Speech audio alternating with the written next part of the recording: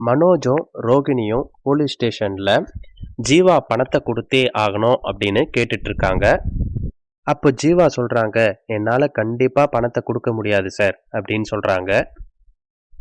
Police வக்கீல் கிட்ட சொல்றாரு, இந்த பொண்ணுக்கு புரியுற மாதிரி சொல்லுப்பா, இவங்களை தூக்கி நாங்க ஜெயில போட்டுருவோம், அதுக்கப்புறம் இந்த பொண்ணு கனடா போகணும் அப்படிங்குது, அதெல்லாம் கண்டிப்பா முடியாது அப்படின்னு போலீஸ் சொல்றாங்க. அதுக்கு வக்கீல், எனக்கு புரியுது சார், நான் இந்த பொண்ணு கிட்ட பேசி கூட்டு வரேன் அப்படின்னு ஜீவாவை கூட்டிட்டு வெளியில போய் பேசுறாங்க. அப்போ ஜீவா சொல்றாங்க, சார் இங்கிருந்து தப்பிக்க எனக்கு ஏதாவது ஒரு வழி இருந்தா சொல்லுங்க சார் அப்படின்னு சொல்றாங்க. அதுக்கு வக்கீல் சொல்றாரு, இல்லம்மா, நீ தப்பிக்கிறதுக்கு ஒரே வழி அவங்க கிட்ட அந்த பணத்தை கொடுத்துரு, அப்போதான் உன்னால தப்பிக்க முடியும் அப்படின்னு சொல்றாங்க. இல்லைன்னா கண்டிப்பா உன்னை ஜெயில தூக்கி போட்டுருவாங்க அப்படிங்கிற மாதிரி இவர் சொல்லிடுறாரு. சரி, இதுக்கு வேற வழியே இல்லை அப்படின்னா நான் இதை பண்ணிதான் ஆகணும், நான் வேற ரிட்டர்ன் டிக்கெட் போட்டுட்டேன் அப்படின்னு ஜீவா சொல்றாங்க. அதுக்கப்புறம் வக்கீலும் ஜீவாவும் போலீஸ் ஸ்டேஷனுக்குள்ள திரும்ப வந்து ஜீவா சொல்றாங்க, சார் நான் இவங்க பணத்தை திருப்பி கொடுத்துட்றேன் சார் அப்படின்னு சொல்றாங்க. அதுக்கு போலீஸ் சொல்றாங்க, சரி உங்க அக்கௌண்ட்ல இருந்து அவங்க அக்கௌண்ட்டுக்கு பணத்தை டிரான்ஸ்ஃபர் பண்ணிருங்க அப்படின்னு சொல்றாரு. சரின்னு மனோஜோட அக்கௌண்ட்டுக்கு ஜீவா பணத்தை போட்டு விட்டுறாங்க. நீங்களும் செக் பண்ணிக்கோங்க, உங்க அக்கௌண்ட்டுக்கு பணம் அனுப்பிட்டேன் அப்படின்னு சொல்றாங்க. போலீஸும் நல்லா செக் பண்ணிக்கப்பா அப்படின்னு சொல்றாரு. அவரும் மனோஜ் அக்கௌண்ட்ல செக் பண்ணி பார்த்துட்டு பணம் வந்துருச்சு சார் அப்படின்னு சொல்றாங்க. மனோஜ் ரோகிணி கிட்ட, ரோகிணி நம்ம பணம் வந்துடுச்சு ரோகிணி அப்படின்னு சந்தோஷமா மொபைலை காட்டுறாரு.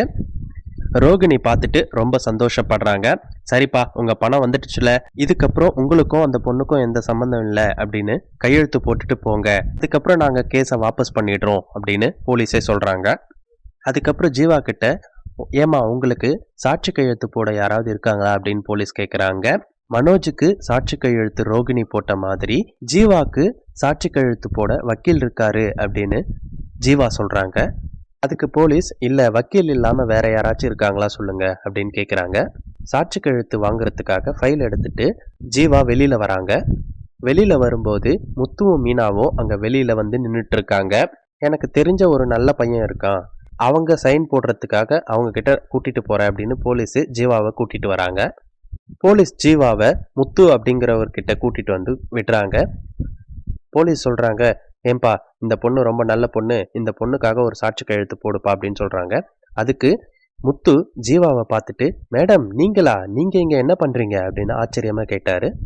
அது பெரிய பிரச்சனைப்பா, நீ எனக்கு ஒரு சாட்சி கையெழுத்து மட்டும் போட்டு விட்டுரு ப்ளீஸ் அப்படின்னு சொல்றாங்க.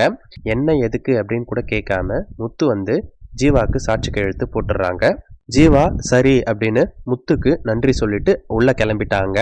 உள்ள போன உடனே ஜீவாக்கும் மனோஜுக்கும் எந்த சம்பந்தமும் இல்லை அப்படின்னு ஜீவா முறைச்சு பார்த்துட்டு கிளம்பிடுறாங்க. அதுக்கப்புறம் மனோஜும் ரோகிணியும் வெளியே வந்துடுறாங்க.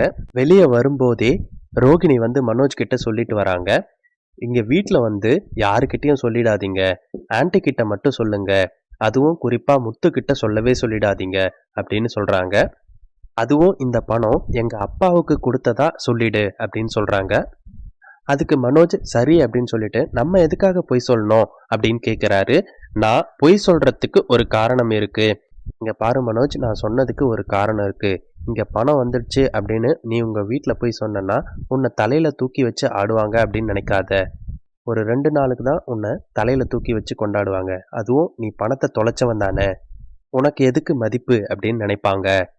இந்த பணத்தை நாம வச்சுட்டு இருந்தாலும் நமக்கும் ஏதாச்சும் யூஸ் ஆகும் இல்லையா, நீ வேற கனடா போனோம், அதுக்கு ஏதாச்சும் பண்ணலாம், அப்படி இல்லைன்னா எனக்கு பார்லர் ஏதாச்சும் டெவலப் பண்ணலாம் இல்லையா, நமக்கு பண தேவை இருக்கும்போது நாம ஏன் வீட்டில் போய் சொல்லணும், இது உங்க அப்பாவோட பணம் தானே, ஏற்கனவே நீ திருடிட்டு போனதா தானே சொல்லியிருக்காங்க, திருடிட்டு போன பணம் திருடினதாகவே இருக்கட்டும் அப்படின்னு ரோகிணி சொல்லிக்கிட்டே கூட்டிட்டு வராங்க. வீட்டுக்கு வந்த அப்புறம் அங்க விஜயா கிட்ட ரோகிணியும் மனோஜும் உண்மையை சொல்லிடுறாங்க. உண்மைன்னா பொய்ய உண்மையா சொல்றாங்க. அம்மா, ரோகிணியோட அப்பா வந்து வெளியில வந்துட்டாருமா, அவரோட அக்கௌண்ட்ல இருந்து எங்க அக்கௌண்ட்டுக்கு பணம் போட்டு விட்டுருக்காரு, அதுவும் என்னோட அக்கௌண்ட்டுக்கே பணம் போட்டு விட்டாருமா, 15 லட்சமா அப்படிங்கிற மாதிரி சொல்றாரு. மனோஜ் இப்படி சொன்ன அப்புறமே விஜயாவுக்கு ரொம்ப சந்தோஷமாகுது. சந்தோஷம் ரோகிணி அப்படின்னு ரோகிணிய முன்னாடி மாதிரியே அதே மாதிரி பாக்குறாங்க.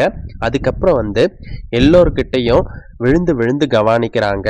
அண்ணாமலை இதை பார்த்துட்டு, என்னாச்சு விஜயா, இன்னைக்கு எல்லாரையும் விழுந்து விழுந்து கவனிக்கிற, இன்னைக்கு கொஞ்சம் டிஃப்ரெண்டா இருக்கே உன்னோட ஆக்டிவிட்டீஸ் அப்படின்னு கேட்குறாரு. அதை கேட்டு விஜயா, ஏங்க நான் இப்படி இருக்கக்கூடாதா அப்படின்னு கேட்குறாங்க. அதுக்கப்புறம் மனோஜ், நான் இங்கே ரொம்ப கஷ்டப்பட்டிருக்கேன், எனக்கு பணம் கொடுத்து உதவி பண்ணுறதுக்கு கூட இங்கே யாரும் இல்லை அப்படின்னு சொல்லிட்டு வாய்க்கு வந்ததை உளறிட்டு இருக்காரு. அப்போ அண்ணாமலையும் முத்துவும் பார்த்துட்டு இருக்காங்க. இப்போ அதுக்கு என்னடா அப்படின்ற மாதிரி கேட்குறாங்க. அதுதான் ரோகிணி பிரார்த்தனை செஞ்சாங்கல்ல, அதுக்கு பலன் கிடைச்சிருச்சு அப்படின்னு இங்க மனோஜ் சொல்றாரு. என்னடா இங்க சொல்ற, புரியுற மாதிரி சொல்லு அப்படின்னு அண்ணாமலை கேட்கிறாரு. மனோஜ் ஆமாப்பா, ரோகிணி அம்மா சொன்ன மாதிரி பிரார்த்தனை செஞ்சாங்கல்ல, அதனால்தான் ரோகிணியோட அப்பா வெளியில வந்துட்டாரு. வெளியில வந்தது மட்டும் இல்லாம நான் ரொம்ப கஷ்டப்படுறேன், அதுவும் நான் வேலை எதுவும் கிடைக்காம கஷ்டப்பட்டுட்டு இருக்கேன் அப்படிங்கிறதுக்காக 15 லட்சத்தை என்னோட அக்கௌண்ட்ல போட்டு விட்டுருக்காருப்பா, எனக்கு ரொம்ப சந்தோஷமா இருக்குப்பா அப்படின்னு சொல்லிட்டு இருக்காரு. அப்ப ரோகிணி சிரிக்கிற மாதிரியே ஆக்ட் பண்ணிட்டு இருக்காங்க. அப்ப முத்து பாயிண்ட் பிடிச்சு பேசுறாரு. என்னடா சொல்ற, பார்லர் அம்மாவோட அப்பா 15 லட்சம் உன்னோட அக்கௌண்ட்ல போட்டு விட்டாரா? இதெல்லாம் நம்புற மாதிரியாப்பா இருக்கு? அதுவும் இல்லாம பார்லர் அம்மாவோட அக்கௌண்ட்ல போட்டு விடாம உன்னோட அக்கௌண்ட்ல எப்படிடா பணம் போட்டாரு அப்படின்னு கேட்டாரு. ஏண்டா என்னோட அக்கௌண்ட்ல போட்டு விடக்கூடாதா அப்படிங்கிற மாதிரி கேட்கிறாரு. ஏண்டா உன்னை நம்புறவங்க அவங்களோட பொண்ணை நம்ப மாட்டாங்களா அப்படிங்கிற மாதிரி கேட்குறாங்க. உடனே ரோகிணி மனோஜை பார்க்குறாங்க. ஐயோ, இப்படி உளறி விடுவானா அப்படின்னு சொல்லிட்டு எப்படியாவது சமாளி அப்படின்னு சொல்றாங்க. அதுக்கப்புறம் ரோகிணியே சமாளிக்கிறாங்க. நான் தான் இவரோட அக்கௌண்ட்டுக்கு போட்டு விட சொன்னேன் அப்படின்ற மாதிரி சொல்றாங்க. அதுக்கப்புறம் மனோஜ் சொல்றாரு, ஆமா ஆமா, ரோகிணி தான் என் அக்கௌண்ட்ல போட்டு விட சொன்னாங்க அப்படிங்கிற மாதிரி சமாளிக்கிறாரு.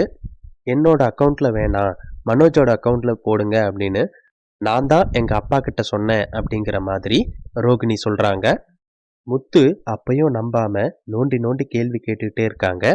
அது எப்படி தாலி பிரிச்சு கோக்குற ஃபங்க்ஷனுக்கும் வரல, அதுவும் இல்லாம கல்யாணத்தப்பவும் வரல, இது வரைக்கும் ஒரு வாட்டி கூட கல்யாணம் பண்ண பொண்ணை பார்க்கணும் அப்படின்ற ஆசை கூட அவங்களுக்கு வரல. அப்படி இருக்கும்போது 15 லட்சம் போட்டு விட்டுருக்கேன் அப்படின்றது நம்புற மாதிரியே இல்லையே, இது ஏதோ ஒன்று இடிக்குதே அப்படின்ற மாதிரி கேட்குறாரு. உண்மையிலேயே உங்க அப்பா தான் போட்டு விட்டாரா, இல்லை நீங்க வேற ஏதாச்சும் கதை கட்டிட்டு இருக்கீங்களா அப்படின்னு கேட்குறாரு. அதுக்கு ரோகிணி சொல்றாங்க, நாங்க எதுக்கு போய் சொல்ல போறோம், எங்களுக்கு வேற எப்படி இந்த 15 லட்சம் வரும் அப்படிங்கிற மாதிரி சொல்லி விடுறாங்க. ஏற்கனவே ரோகிணி மனோஜ் கிட்ட சொல்லி தான் கூட்டிட்டு வந்திருக்காங்க. 27 லட்சம் அப்படின்னா நம்ம வீட்டில் கண்டிப்பா நாம மாட்டிப்போம், அதனால 15 லட்சம் சொல்லு அப்படின்னு தான் சொல்லி கூட்டிட்டு வந்திருக்காங்க. அதனால தான் மனோஜும் ரோகிணி சொன்ன மாதிரியே 15 லட்சம் அப்படின்னு சொல்லி சமாளிக்க பார்க்கறாரு. இப்படி எல்லாரையும் நம்ப வைக்கிறதுக்காக சொல்லிட்டு ரோகிணியும் மனோஜும் முழு பணத்தையும் ஆட்டைய போடலாம் அப்படின்னு பிளான் பண்ணிட்டு இருக்காங்க. இப்ப அந்த பணத்தை வச்சுட்டு என்னடா பண்ண போற அப்படின்னு அண்ணாமலை கேட்கிறாரு. அதுக்கு மனோஜ் சொல்றாரு, நான் கனடா போலாம் அப்படின்னு முடிவு பண்ணியிருக்கேன். ஏன்னா ரோகிணியோட அப்பா கிட்ட அதனால தான் நான் கேட்டேன், நானும் ரோகிணியும் கனடா போறோம், அதனால எங்களுக்கு கனடா போறதுக்கு 14 லட்சம் தேவைப்படுது அப்படின்னு நான் அவங்க அப்பா கிட்ட கேட்டேன், அதனால தான் ரோகிணியோட அப்பா என் அக்கௌண்ட்டுக்கு 15 லட்சம் போட்டு விட்டாரு அப்படின்னு சொல்றாரு. நாங்க 2 பேருமே கனடாவுக்கு டிக்கெட்டை புக் பண்ண போறோம், அதுக்கப்புறம் கனடாலேயே நாங்கள் போயிட்டு செட்டில் ஆக போகிறோம் அப்படின்னு சொல்கிறாரு. உடனே விஜயா என்ன மனோஜ் இப்படி பேசுகிற, நீங்கள் 2 பேருமே கனடா போயிட்டீங்கன்னா வீடு வெறிச்சோடி போயிடும்டா, 2 பேரும் போகாதீங்க அப்படிங்கிற மாதிரி சொல்கிறாங்க. நான் 3 பேரை பெத்தேன்டா, 3 பேரில் உனக்கு தானடா அதிகமாக செல்லம் கொடுத்து வளர்த்தேன், உன்னை பிரிஞ்சு என்னால் இருக்க முடியாது மனோஜ் அப்படின்னு அவங்க அம்மா சொல்கிறாங்க. நீங்க எப்படி என்னை பிரிஞ்சு இருக்க முடியாதோ அதே மாதிரி தாம்மா நானும் ரோகிணியை பிரிஞ்சு இருக்க முடியாது, நீங்க சொல்றதெல்லாம் என்னால் கேட்க முடியாது, நான் ரோகிணியை கூட்டிட்டு கண்டிப்பா கனடா போக தான் போறேன், நான் மட்டும்லாம் போக மாட்டேன் அப்படின்னு சொல்றாரு. நான் கனடா போறேன் அப்படின்னு வீட்டு பத்திரத்தை அடமானம் வச்சு நான் பணம் கேட்டேன், நீங்க யாராச்சும் ஒருத்தராச்சும் கொடுத்தீங்களா, என் மேல அவ்வளவுதான் உங்களுக்கு பாசமா, என்ன பிச்சை எடுக்கிற அளவுக்கு கொண்டு விட்டுட்டீங்க, அப்புறம் என்னமோ என் மேலதான் பாசம் அதிகமா வச்சிருக்க மாதிரி இப்போ வேஷம் போட்டுட்டு இருக்கீங்களே அப்படின்னு மனோஜ் எதிர்த்து பேசுறாரு. அப்ப முத்து இல்லடா, நீ பேசுற விதமே சரியில்லையே, என்ன பணம் வராததுக்கு முன்னாடி ஒரு மாதிரி பேசுற, பணம் வந்த அப்புறம் ஒரு மாதிரி பேசுற, நிஜமாவே பார்லர் அம்மா மேல எனக்கு முன்னாடில இருந்தே டவுட் இருந்துட்டு தான் இருக்கு. இப்போ 15 லட்சம் எப்படி வந்துச்சு தான் தெரியல அப்படின்னு சொன்ன அப்புறம், இங்க பாருடா, உனக்கு புரிய வைக்கணும் அப்படிங்கிற அவசியம் எனக்கு கிடையாது அப்படின்னு சொல்லிட்டு இங்க சாப்பிட்டு எழுந்து போயிடுறாரு. அதுக்கப்புறம் இதை பார்த்த முத்து அவங்க அப்பா கிட்டயும் அம்மா கிட்டயும் சொல்றாரு, இங்க பாருப்பா, இதுல ஏதோ ஒன்று இருக்கு, எனக்கு சந்தேகமாவே இருக்கு, அதுக்கு மேல உங்க விருப்பம் அப்படின்னு சொல்லிட்டு அவரும் கிளம்பிடுறாரு. என்ன மீனா, இதெல்லாம் நம்புற மாதிரியா இருக்கு அப்படின்னு முத்து மீனா கிட்ட சொல்லிட்டு இருக்காரு. அதுக்கு மீனா சொல்றாங்க, இதுல என்னங்க இருக்கு, ரோகிணியோட அப்பா ரோகிணிக்கு போடாம மாப்பிள்ளைக்கு போட்டிருக்காரு. என்னதான் இருந்தாலும் அவங்களோட பணம் யார் அக்கௌண்ட்ல போட்டா என்ன, நமக்கு என்ன அப்படின்னு சொல்லிடுறாங்க. இல்ல மீனா, இது நம்புற மாதிரி இல்ல, ஒரு வாட்டி கூட போன்ல பேசி கூட பார்த்ததில்ல பார்லர் அம்மாவை, ஆனா பணம் மட்டும் எப்படி வருது அப்படின்னு தெரியல அப்படின்னு ரொம்ப கன்ஃபியூஸாவே பேசிட்டு இருக்காரு. அது எதுக்குங்க நமக்கு தேவையில்லாத விஷயம் அப்படின்னு மீனா சொல்லிடுறாங்க. அதுக்கு முத்து சொல்றாரு, இல்ல மீனா, இதை நம்ம கண்டுபிடிச்சே ஆகணும், கனடா போற அளவுக்கு அங்கேயே செட்டில் ஆகிற அளவுக்கு ஏதோ ஒன்று இருக்கு அப்படின்னா இதுல ஏதோ ஒன்று உள்குத்து இருக்கு, இதை நாம கண்டுபிடிச்சே ஆகணும் அப்படின்னு சொல்றாரு.